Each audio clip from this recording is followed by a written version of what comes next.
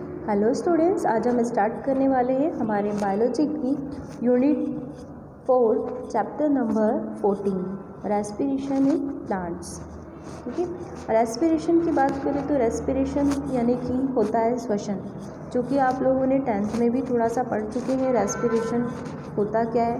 ठीक है, तो रेस्पिरेशन यानी कि जो ऑल एनर्जी रिक्वायर होती है लाइफ प्रोसेसेस के लिए हमारी, वो सभी ऑब्टेन होती है ऑक्सीडेशन ऑफ माइक्रोमॉलिक्यूल्स, है ना। ऑक्सीडेशन जब होता है माइक्रोमॉलिक्यूल्स का तो एनर्जी रिक्वायर्ड होती है, एनर्जी रिलीज होती है ना। और यही प्रोसेस जो होती है वो क्या होती है? रेस्पिरेशन। तो आइए इसका शॉर्ट में पहले हम इंट्रो देख लेते हैं। रेस्पिरेशन क्या है? टॉपिक्स जो कि हम लर्न करने वाले हैं। First, do plants breathe? क्या प्लांट्स में ब्रीथिंग की प्रोसेस होती है? ठीक है, उसके बाद हमें जो प्रोसेस पढ़नी है, glycolysis, fermentation, aerobic respiration, the respiratory balance sheet, amphibolic pathway and respiratory quotient. ये सारे टॉपिक्स जो हैं वो हमें इस चैप्टर में लर्न करने हैं। सबसे पहले हम देख लेते हैं इंट्रो शॉर्ट में होता क्या रेस्पिरेशन। तो respiration is the biochemical process in which the cells of an organisms obtain energy by combining oxygen and glucose. ठीक है, एक बायोकेमिकल प्रोसेस है यानी कि जैव रासायनिक अभिक्रिया है जिसके अंदर सेल्स को एनर्जी ऑब्टेन होती है, प्राप्त होती है। वो भी कहाँ से? जब ऑक्सीजन और ग्लूकोज कंबाइन होते हैं। ठीक है, resulting in the release of CO2 यानी कि carbon dioxide, water and ATP। अब ATP क्या है? The currency of cells. ATP को क्या कहा जाता है? Currency of cell. इसका फुल फॉर्म यदि हम देखें तो एडिनोसाइन ट्राइफॉस्फेट कहा जाता है इसे। ठीक है, रेस्पिरेशन एक जैव रासायनिक अभिक्रिया है, बायोकेमिकल प्रोसेस है जिसमें हमारी सेल एनर्जी को ऑब्टेन करती है जब कार्बोहाइड्रेट, है ना, और ऑक्सीजन कंबाइन होते हैं। तो इस प्रोसेस के रिजल्ट में CO2, वाटर और ATP का फॉर्मेशन होता है। Living organisms require energy for life processes. हमें पता है कि जितने भी लिविंग ऑर्गेनिज्म हैं उन सभी को अपनी लाइफ की प्रोसेस करने के लिए एनर्जी की रिक्वायरमेंट होती है। Energy require oxidation of micromolecules. और ये एनर्जी कहाँ से ऑब्टेन होती है? जब मैक्रोमॉलिक्यूल्स का यानी कि कॉम्प्लेक्स ऑर्गेनिक मॉलिक्यूल्स का जो है वो ऑक्सीडेशन होता है, ऑक्सीकरण की प्रक्रिया होती है। जो भी फूड मटेरियल हमने खाया होता है, गेन किया होता है, उन सभी का ब्रेकडाउन होता है, ऑक्सीडेशन होता है और फिर वो एनर्जी हमें ऑब्टेन होती है।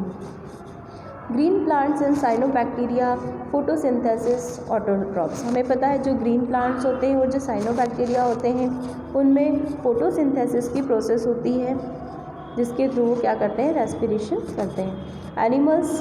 एनिमल्स में जो है बात करें तो एनिमल्स कैसे होते हैं? हेट्रोट्रॉप्स होते हैं जो कि डायरेक्टली प्लांट से अपना फूड को ऑब्टेन करते हैं। डायरेक्टली और इनडायरेक्टली ये डिपेंड होते हैं प्लांट्स पर। सेप्रोफाइट्स जो कि डेड और डिके ऑर्गेनिजम्स जो होते हैं, डेड मटेरियल्स होता है, उन सभी से अपने और फूड मटेरियल को ऑब्टेन करते हैं। ठीक है, तो यहाँ पर हमने देखा रेस्पिरेशन क्या प्रोसेस है और इसमें क्या होता है। Green plant photosynthesis only in sales with chloroplast. Green plant जो होते हैं वो फोटोसिंथेसिस करते हैं, उसमें भी केवल वही प्लांट्स करते हैं जिनके पास में क्लोरोप्लास्ट होता है। Translocation occur in non green plants. उसके अलावा जो जिनके पास क्लोरोप्लास्ट नहीं होता है, ग्रीन पार्ट्स नहीं होता है, उनमें ट्रांसलोकेशन की प्रोसेस होती है। ठीक है, और यदि हम फोटोसिंथेसिस और रेस्पिरेशन की बात करें तो ये दोनों जो प्रोसेस होती है वो कैसे होती है? हम प्लांट्स की बात कर रहे हैं, यहाँ पर ध्यान देना। रेस्पिरेशन हम पढ़ने वाले हैं प्लांट्स के अंदर। ठीक है, तो occur with in the chloroplast. ये प्रोसेस किसके अंदर होती है? क्लोरोप्लास्ट के अंदर। जो ऑर्गेनिक कंपाउंड होते हैं उनका ऑक्सीडेशन होता है।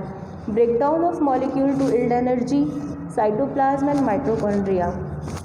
ठीक है, अब ये जो ब्रेकडाउन होता है मॉलिक्यूल्स का, मैंने अभी बताया कि रेस्पिरेशन की प्रोसेस में क्या होगा, जो लार्ज मॉलिक्यूल्स होते हैं उनका ब्रेकडाउन होता है और एनर्जी रिलीज होती है। ठीक है, तो इसमें भी क्या होगा? ब्रेकडाउन होगा मॉलिक्यूल्स को और एनर्जी हमें ऑब्टेन होगी। और ये जो है प्रोसेस वो साइटोप्लाज्म और माइटोकॉन्ड्रिया के अंदर ये प्रोसेस रेस्पिरेशन की होगी। Compound oxidise respiratory substrate like carbohydrate, protein, fats and organic acids. और वो कंपाउंड्स, वो माइक्रोमोलिक्यूल्स जिनका ऑक्सीडेशन होगा वो कहलाते हैं रेस्पिरेटरी सबस्ट्रेट। उन्हें क्या कहा जाएगा? Respiratory substrate. ठीक है, जिनका कि क्या होने वाला है? ऑक्सीडेशन होता है। वो कौन कौन से हो सकते हैं? कार्बोहाइड्रेट हो सकता है, प्रोटीन, फैट्स और ऑर्गेनिक एसिड्स भी हो सकते हैं। Oxidation stepwise reaction and control by enzyme, energy trapped as a chemical energy ATP। अब ये जो सारी प्रोसेस होगी ऑक्सीडेशन की, ये स्टेप बाय स्टेप रिएक्शंस में होगी और ये सभी एक पर्टिकुलर एंजाइम्स के थ्रू कंट्रोल होगी। हमें पता है कि हर एक रिएक्शंस जो होती है वो एंजाइम्स के थ्रू कंट्रोल होती है, एंजाइम की प्रेजेंस में ही रिएक्शंस होती हैं। ठीक है, और एनर्जी जो होगी वो ATP के फॉर्म में ट्रैप की जाएगी, रिलीज होगी। ATP क्या है? पहले ही बता चुकी हूँ, एनर्जी करेंसी होती है सेल्स की। Carbon skeleton produce during respiration, synthesis of biomolecules. ठीक है, जो बायोमोलिक्यूल्स का सिंथेसिस होता है रेस्पिरेशन की प्रोसेस में, उन सभी में मेन जो कंपाउंड होता है वो क्या होता है? कार्बन होता है। इसलिए कार्बन स्केलेटन प्रोड्यूस होता है ड्यूरिंग द रेस्पिरेशन की प्रोसेस में। ठीक है, ये तो मैंने जनरल इंट्रो दे दिया है, रेस्पिरेशन क्या होता है और किस तरीके से प्लांट में होगा, कहाँ कहाँ होगा और क्या क्या रिलीज़ होगा। ठीक है, अब हम इसको डिटेल में आगे पढ़ेंगे। ये तो जनरल इंट्रो ख़त्म हो गया। उसके बाद हम बात करें टाइप्स ऑफ रेस्पिरेशन की, तो there are mainly 2 types of respiration. ठीक है, 2 टाइप के रेस्पिरेशन होते हैं, aerobic respiration and anaerobic respiration. ठीक है, एरोबिक रेस्पिरेशन यानी कि हम कह सकते हैं जिसे हम वायवीय और अवायवीय श्वसन। ठीक है, नाम से ही सजेस्ट हो रहा है वायवीय यानी कि ऐसा रेस्पिरेशन, ऐसा श्वसन जो कि एयर की प्रेजेंस में होगा, ऑक्सीजन की प्रेजेंस में होता है, वो कहलाता है एरोबिक रेस्पिरेशन या फिर वायवीय श्वसन। और यदि हम बात करें एनारोबिक रेस्पिरेशन की, तो ये जो रेस्पिरेशन होता है परफॉर्म होता है in the absence of air और ऑक्सीजन। ऑक्सीजन की अनुपस्थिति में जो श्वसन होता है वो कहलाता है एनारोबिक रेस्पिरेशन और अवायवीय श्वसन। ठीक है, इसमें एक डिफरेंस और है, वो है जो एरोबिक रेस्पिरेशन होता है उसमें कंप्लीट ऑक्सीडेशन होता है फूड मटेरियल का, और जो एनारोबिक रेस्पिरेशन होता है उसमें इनकम्प्लीट ऑक्सीडेशन होता है फूड मटेरियल का। ठीक है, तो अब यदि हम आगे बात करें तो अब एरोबिक और एनारोबिक रेस्पिरेशन के बेसिस पे हम जो है कुछ साइकिल्स पढ़ने वाले हैं, कुछ ऑक्सीडेशन की प्रोसेस पढ़ने वाले हैं जो कि रेस्पिरेशन के बेसिस पे होती है। ठीक है, तो सबसे पहले हम देखेंगे ग्लाइकोलाइसिस होती क्या है। Greek word, it is generated from the Greek word ग्लाइकोस for sugar and lysis for splitting. ठीक है, तो नाम से पता चल गया है ग्लाइकोस और लाइसिस 2 वर्ड से मिलकर के बना है, जिसका मीनिंग्स है शुगर का ब्रेक डाउन होना, यानी कि शुगर की स्प्लिटिंग होना, टूट जाना। ठीक है, Gustav एम्बेडम, auto मेयरहॉफ and J Parnas, ये 3 साइंटिस्ट थे जिन्होंने मिलकर के इस पाथवे को, इस साइकिल को, इस प्रोसेस को दिया था। इसलिए इस प्रोसेस को यानी कि साइकिल को EMP पाथवे भी कहा जाता है, एम्बेडम, मेयरहॉफ, पार्नस पाथवे। ठीक है, ये तीनों साइंटिस्ट ने मिलकर के ये साइकिल को दिया था, इसलिए इसे EMP पाथवे भी कहा जाता है। इन anaerobic organisms it is the only process in respiration. अभी मैंने बताया एनारोबिक और एरोबिक रेस्पिरेशन क्या होता है। ठीक है, तो एनारोबिक ऑर्गेनिजम्स यानी कि जिनमें अवायवीय श्वसन पाया जाता है उसमें ही केवल ये रेस्पिरेशन की प्रोसेस होती है। Occurs in the cytoplasm and present in all living organisms. और ये जो है साइकिल, ये इंपॉर्टेंट क्वेश्चन है जो पूछा जाता है, ग्लाइकोलाइसिस कहाँ होती है, तो ये हमारे साइटोप्लाज्म में होती है, present in all living organisms. और ये जो साइटोप्लाज्म है ये सभी लिविंग ऑर्गेनिजम्स के अंदर प्रेजेंट होता है। Glucose partially oxidation to form 2 molecules of pyruvic acid. इसमें ऑक्सीडेशन होगा, वो भी किसका होगा? ग्लूकोज का। यहाँ हम पहले ही बात कर चुके हैं, शुगर का ब्रेकडाउन होगा, यानी कि ग्लूकोज का ऑक्सीडेशन होगा, ब्रेकडाउन होगा, और वो किस में कन्वर्ट हो जाएगा? पायरुविक एसिड में। ठीक है, sucrose and storage carbohydrate source of glucose. Glucose के सोर्स कौन कौन से हैं? तो सुक्रोज और जो कार्बोहाइड्रेट्स होती है वो सभी कार्बोहाइड्रेट से हमें क्या होता है? ग्लूकोज मिलता है। Enzyme involve invertase, hexokinase, isomerase, dehydrogenase, kinase, enolase और पायरुवेट काइनेज। एंजाइम्स जो कि इस प्रोसेस में इन्वॉल्व होने वाले हैं, ये सारे एंजाइम्स के नेम हैं जो कि इस रिएक्शन को करवाते हैं, इस रिएक्शन को कैटेलाइज करते हैं। अब हम इसकी प्रोसेस देख रहे हैं। सबसे पहले क्या होने वाला है, बाय डायग्राम्स भी है और मैंने स्टेप्स भी लिखी हुई है। सबसे पहले sucrose converted to glucose and fructose. Sucrose जो होगी वो किस में कन्वर्ट हो जाएगी, ग्लूकोज और फ्रक्टोज में, in the presence of enzyme invertase and enter the glycolytic path. ठीक है, अब ये जो ग्लूकोज कहाँ से आया है, सुक्रोज से, है ना, वो इन्वर्टेज एंजाइम की प्रेजेंस में कन्वर्ट हो जाएगा ग्लूकोज और फ्रक्टोज में, और ये कहाँ चला जाएगा, हमारी जो ग्लाइकोलाइसिस पाथवे है वहाँ पर एंटर करेगा। Glucose phosphorylated to glucose 6 phosphate का hexokinase and ATP to ADP में। ठीक है, मैं इसको आपको डायग्राम में ही ज़्यादा अच्छे से एक्सप्लेन कर। फर्स्ट स्टेप में क्या होता है, ग्लूकोज जो है उसका फॉस्फोराइलेशन होता है। ठीक है, ये फर्स्ट फेज़ होती है ग्लाइकोलाइसिस की, जिसमें ग्लूकोज का जो मॉलिक्यूल है वो हेक्सोकाइनेज यहाँ पर आएगा। हेक्सोकाइनेज एंजाइम की प्रेजेंस में ATP के साथ में रिएक्शन करता है और ATP के साथ रिएक्शन करके ग्लूकोज 6 फॉस्फेट फॉर्मेशन करता है। समझ में आया, यहाँ पर ग्लूकोज का क्या हो रहा है, फॉस्फोराइलेशन होगा, जिसमें कि ग्लूकोज के जो मॉलिक्यूल्स हैं वो ATP के साथ में रिएक्शन करेंगे और ATP के साथ रिएक्शन करके ग्लूकोज 6 फॉस्फेट का फॉर्मेशन करते हैं। ठीक है, अब इस प्रोसेस को हम क्या कहते हैं, हमें पता है कि फॉस्फोराइलेशन क्या होता है, जिसमें शुगर के साथ साथ फॉस्फेट ग्रुप ऐड होता है, उसे कहते हैं फॉस्फोराइलेशन, यानी कि फॉस्फेट का ऐड होना। अब ये जो ग्लूकोज 6 फॉस्फेट है वो फिर से किस में कन्वर्ट होगा, फ्रक्टोज 6 फॉस्फेट में। यहाँ पर जो है ग्लूकोज का क्या हो जाएगा, आइसोमराइजेशन, यानी कि हिंदी में कहा जाए तो समावयीकरण होता है, जिसके कारण ग्लूकोज अपने आइसोमर्स में कन्वर्ट हो जाता है। जो ग्लूकोज 6 फॉस्फेट था वो अपने आइसोमर, ग्लूकोज का आइसोमर हमें पता है फ्रक्टोज होता है। ठीक है, तो वो फॉस्फेट फॉस्फोहेक्सो आइसोमरेज एंजाइम की प्रेजेंस में जो है अपना जो आइसोमर है वो होता है फ्रक्टोज 6 फॉस्फेट, इसमें ये कन्वर्ट हो जाता है। ठीक है, ग्लूकोज ब्रेक डाउन हुआ और ग्लूकोज 6 फॉस्फेट में कन्वर्ट हुआ, फिर से ये ग्लूकोज 6 फॉस्फेट का आइसोमराइजेशन हुआ, समावयीकरण, जिसमें वो अपने आइसोमर्स, चूँकि हमें पता है ग्लूकोज का आइसोमर क्या होता है, फ्रक्टोज होता है, तो ये अपने आइसोमर्स फ्रक्टोज 6 फॉस्फेट में कन्वर्ट हो जाता है।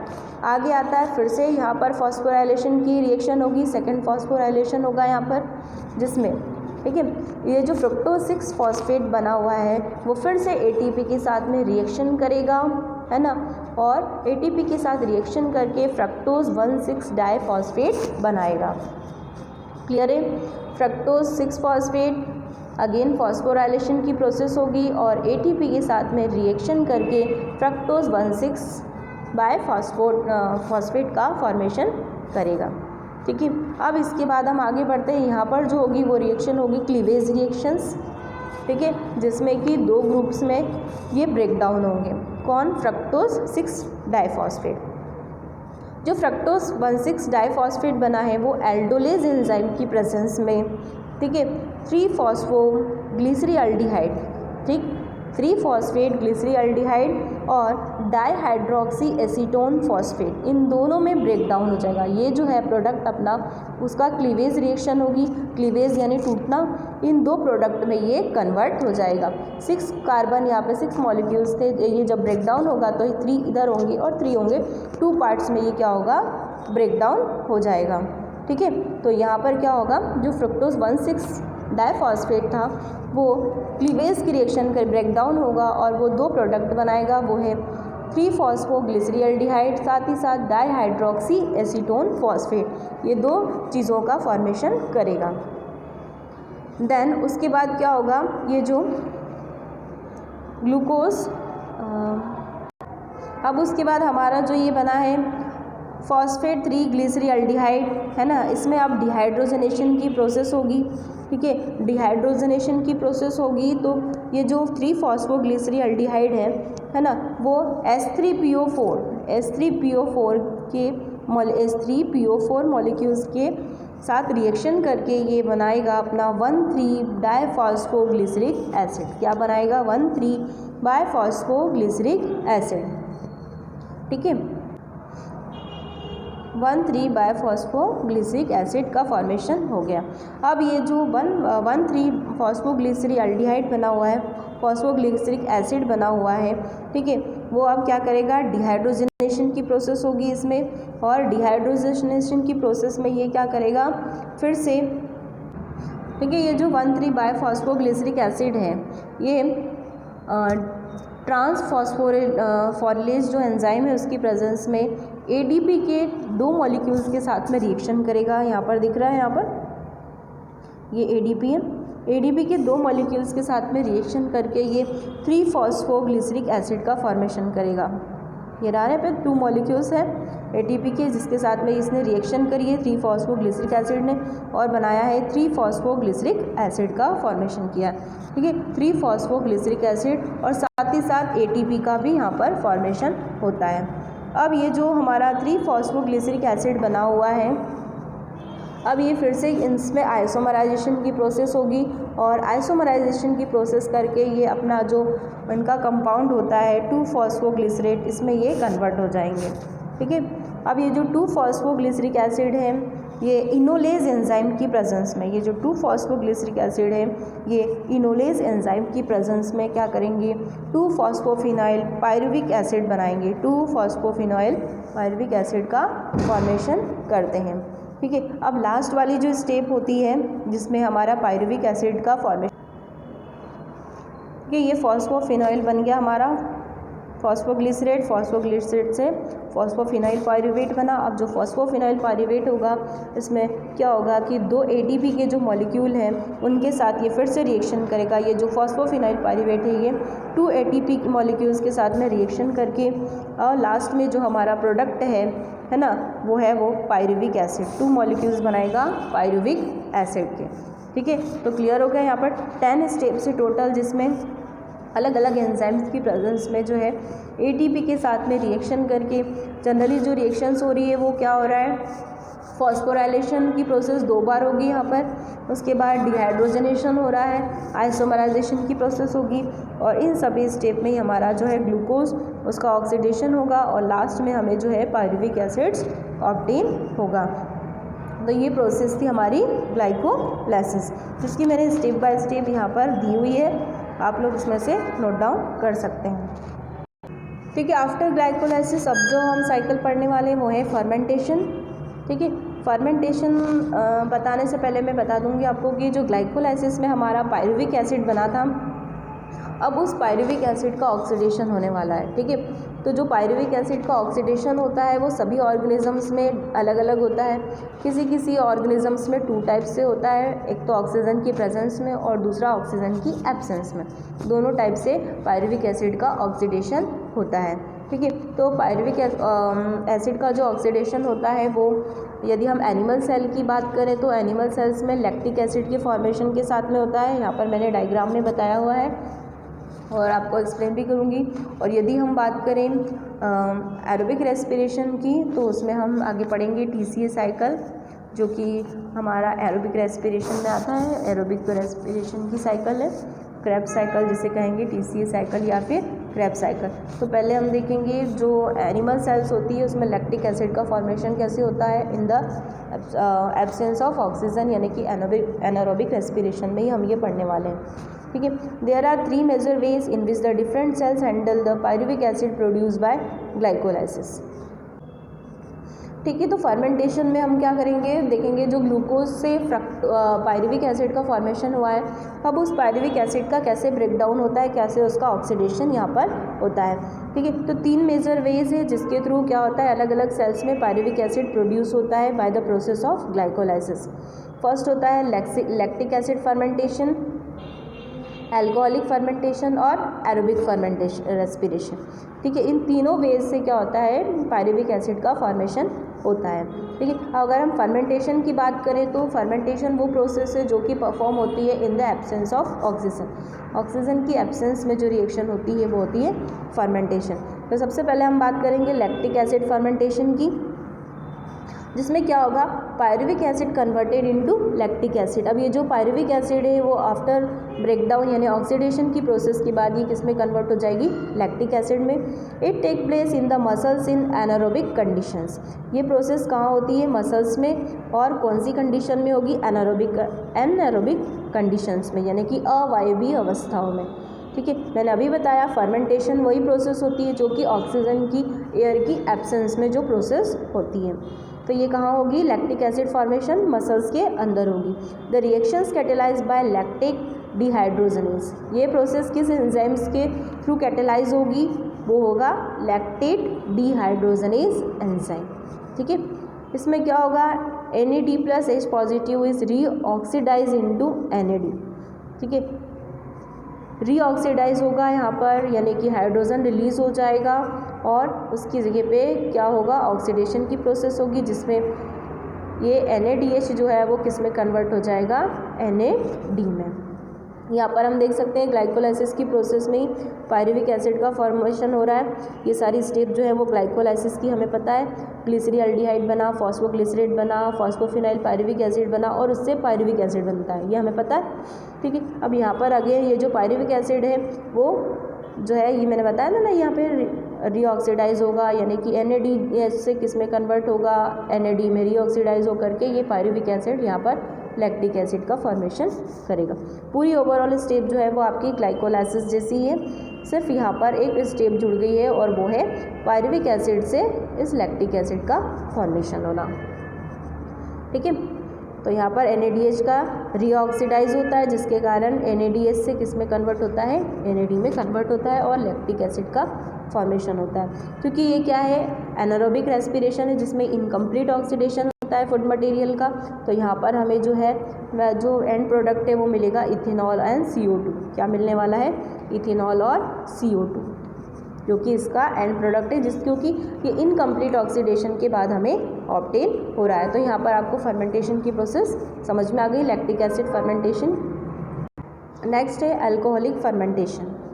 ठीक है, इनकम्प्लीट ऑक्सीडेशन ऑफ ग्लूकोज, ये हमें पता है एनारोबिक रेस्पिरेशन में इनकम्प्लीट ऑक्सीडेशन होता है ग्लूकोज का, है ना। Sets of reaction where the pyruvic acid is converted into CO2 and ethanol. अभी जो मैंने डायग्राम बताया था उसमें आपने देखा होगा कि सेट्स ऑफ रिएक्शंस होती है जिसमें पायरुविक एसिड जो है वो किस में कन्वर्ट होता है, CO2 और इथेनॉल में। फिर से आपको एक बार डायग्राम में दिखा देती हूँ।